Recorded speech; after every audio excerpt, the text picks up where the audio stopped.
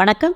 நான் உங்க டாக்டர் பாலகுமாரி பேசுறேன். அன்எக்ஸ்பிளைன்ட் இன்ஃபர்டிலிட்டி எல்லாம் நல்லா இருக்கு, ஆனா இன்னும் கர்ப்பம் நிக்கல, ஏன் அப்படின்றத பத்தின அடுத்த தொடர் இது.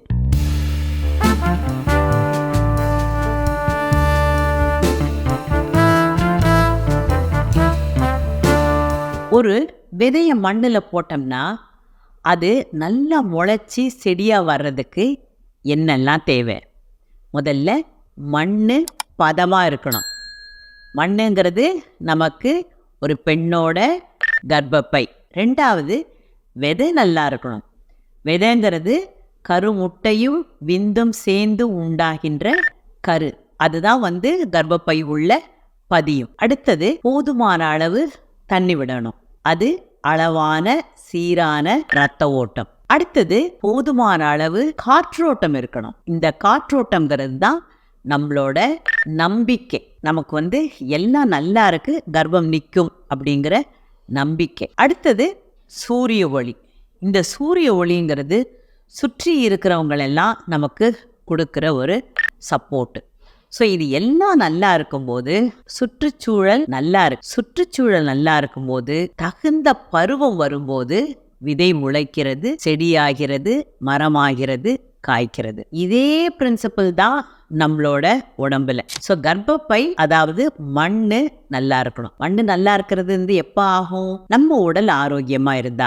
ரத்த அழுத்தம், சர்க்கரை வியாதி, தைராய்டு ப்ராப்ளம் இதெல்லாம் சரி பண்ணிக்கிட்டு, அதிக எடை இருந்தா அதை சரியான எடையா மாற்றிக்கிட்டு அதுக்கு அப்புறம் கர்ப்பம் ஆகிறதுக்கு பிளான் பண்றதுதான் நல்லது. அடுத்தது, விதை நல்லா இருக்கணும். கரு முட்டையும் விந்தும் நல்லா இருக்கணும். நீங்க பண்ணின டெஸ்ட் எல்லாம் அது நல்லா இருக்குன்னு சொன்னா அதை நம்பணும். நல்லா இருக்கு, நல்லா விதைக்கும். அடுத்த விஷயம், போதுமான அளவு தண்ணி விடணும். இந்த போதுமான அளவு தண்ணிங்கிறது நான் சொன்னேன் கர்ப்பப்பைக்கு போற ரத்த ஓட்டம் மாதிரி. இந்த ரத்த ஓட்டம் எப்ப நல்லா ஓடும்? நீங்க நல்ல உடற்பயிற்சி எக்ஸசைஸ் செய்யும் போது. நீங்க இப்படியே ஒரு உட்கார்ந்த பொசிஷன்ல வேலை செய்றீங்க, இல்ல வீட்லயுமே ரொம்ப இந்த மாதிரி ரெஸ்ட் எடுக்கிறீங்கன்னா என்ன ஆகும்? கர்ப்பப்பை, ஓவரி இதுக்கெல்லாம் போற ரத்த ஓட்டம் ரொம்ப மெதுவா போகும். கிணத்து தண்ணிக்கும் ஆத்து தண்ணிக்கும் வித்தியாசம் இருக்கு இல்லையா? நீங்க உட்கார்ந்தே இருந்தீங்கன்னா கர்ப்பப்பை, ஓவரி, அதை சுற்றி இருக்கும் உறுப்புகளுக்கு போற ரத்த ஓட்டம் கிணத்து தண்ணி மாதிரி. நீங்க நல்ல எக்ஸசைஸ் செஞ்சீங்கன்னா ஆத்து தண்ணி மாதிரி. ஆத்து தண்ணி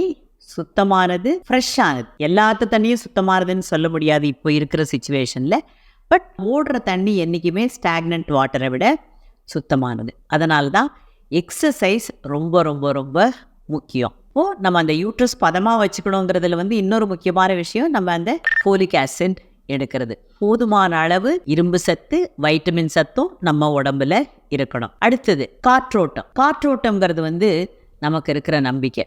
நமக்கு சப்கான்ஷியஸ் மைண்டுன்னு ஒரு மைண்ட் இருக்குது. இப்போ இந்த சப்கான்ஷியஸ் மைண்டுக்கு உதாரணம் சொல்கிறேன் பாருங்களேன். நீங்கள் தினைக்கும் உங்கள் குழந்தைங்கள ஸ்கூலில் கொண்டு போய் ட்ராப் பண்ணுவீங்க. அன்னைக்கு ஞாயிற்றுக்கிழமை நீங்கள் ஆக்சுவலாக அந்த வழியாக இன்னொரு இடத்துக்கு போகணும். ஆனாலும் சில சமயத்தில் என்ன பண்ணுவீங்க? ஆட்டோமேட்டிக்காக அந்த ஸ்கூல் முன்னாடி போய் நின்றுடுவீங்க. நீங்கள் எந்த வழியாக வந்தீங்கன்னு கூட சில சமயத்தில் மறந்துடுவீங்க. அப்போது நீங்கள் கார் ஓட்டினது நீங்கள் தான், நடந்தது நிஜம். ஆனால் உங்கள் இலக்கை நோக்கி போகாமல் எங்கேயோ டீவியேட் ஆகிட்டு போயிட்டீங்க. ஏன் ஆச்சு?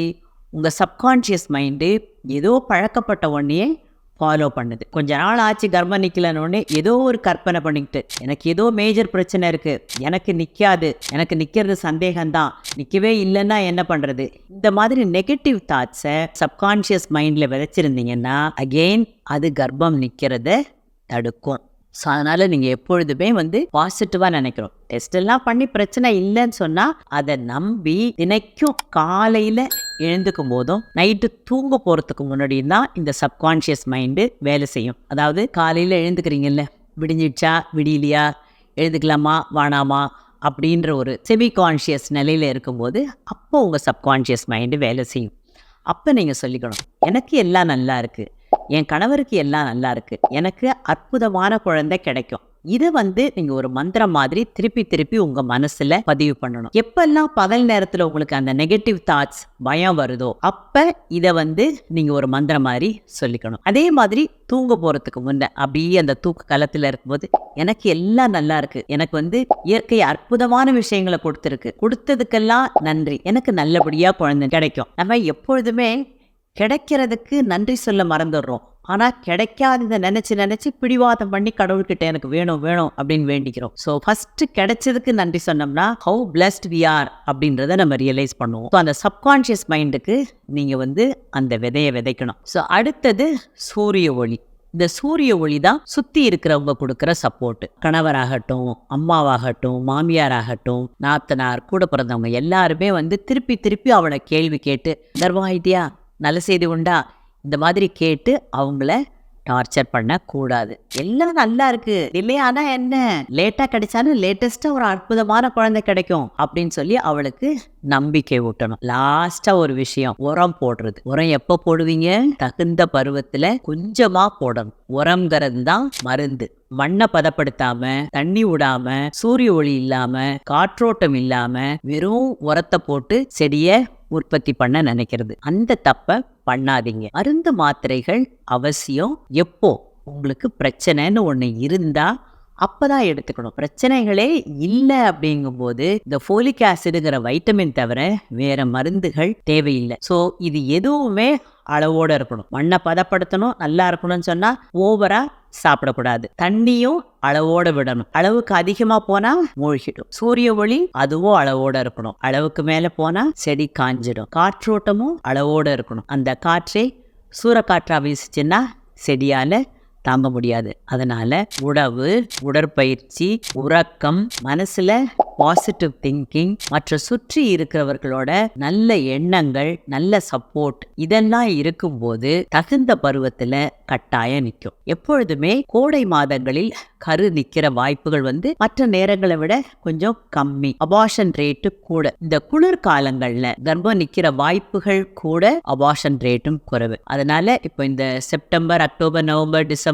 ஜனவரி, பிப்ரவரி இந்த 6 மாசங்கள்ல கர்ப்பம் நிக்கிற வாய்ப்புகள் எப்பொழுதுமே நல்லா இருக்கும். ஸோ அதனால உங்க டாக்டர் எல்லாம் நல்லா இருக்கு, கொஞ்ச நாள் நீங்க ட்ரை பண்ணுங்க. நான்லாம் சில பேஷண்ட்ஸ் கிட்ட சொல்லிடுவாங்க, எஸ்பெஷலி இப்போ லாஸ்டா வந்தாங்கல்ல அந்த பெண்மணிட்டு சொல்ல, உனக்கு எல்லாம் நல்லா இருக்கு, நான் சொன்ன இதை எல்லாம் பின்பற்று, ஒரு 6 மாசத்துக்கு எந்த டாக்டர் கிட்டையும் போகாது, எங்கிட்டையும் வராது. நான் சொன்ன மாதிரி நல்ல உணவு, உடற்பயிற்சி, உறக்கம், சரியான உறவு, நல்ல உற்சாகமான எண்ணங்கள், இதை எல்லாம் கடைபிடி, உனக்கு கட்டாயம் நின்னுடும் அப்படின்னு சொன்னேன். கரெக்டா 6 மாசத்துக்குள்ள நின்றுடுச்சு.